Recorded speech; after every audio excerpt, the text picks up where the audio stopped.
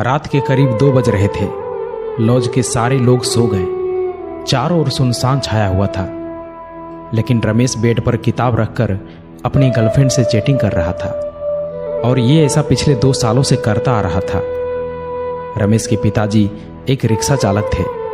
कड़ी धूप में रिक्शा चलाकर अपने बेटे को कॉम्पिटिटिव एग्जाम की तैयारी के लिए पटना भेजे थे।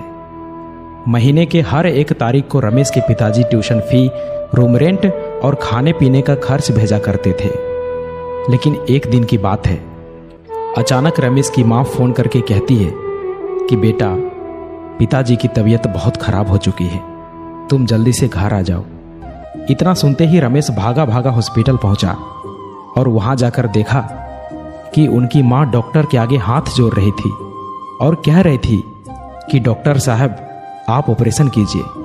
मैं 5 लाख नहीं बल्कि 10 लाख दूंगी, लेकिन मुझे वक्त चाहिए। प्लीज़ आप ऑपरेशन कीजिए। अभी मेरे पास पैसे नहीं है। मैं एक रिक्शा चालक की पत्नी हूँ। लेकिन डॉक्टर साहब हर बार एक ही बात कह रहे थे कि आपको पहले एडवांस पेमेंट करना ही होगा, तभी ऑपरेशन शुरू हो सकता है। रमेश की माँ गांव के सभी लोगों से मदद मांगी, लेकिन किसी ने भी उनकी मदद नहीं किया। ये सब देखकर रमेश की आंखों से आंसू नहीं रुक रहा था और पैसों की कमी के कारण अपने पिताजी को खो दिया। रमेश चिल्ला चिल्लाकर कहने लगा कि माँ, ये सब मेरी वजह से हुआ है। मैं उतना काबिल नहीं बन पाया जितना अभी तक मुझे बनना चाहिए था।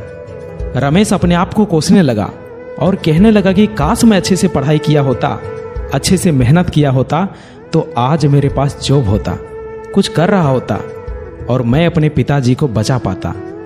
दोस्तों, आपके साथ कब क्या और कौन सी घटना हो जाए कुछ पता नहीं चलता। इसलिए अभी आप जो कर रहे हो, जिस काम के लिए आए हो, जो भी आपका लक्ष्य है, जो भी आपका गोल है, उसे पाने के लिए जी जान लगा दो। कोई तुम्हारी पर्सनालिटी नहीं देखेगा, कोई तुम्हारा दुख दर्द इमोशंस नहीं समझेगा। कोई पूछेगा तो बस इतना ही पूछेगा कि कमाते कितने हो। घर वालों ने तुम्हें नाम दिया, अब पहचान तुम्हें अपने दम पर बनानी है। अपने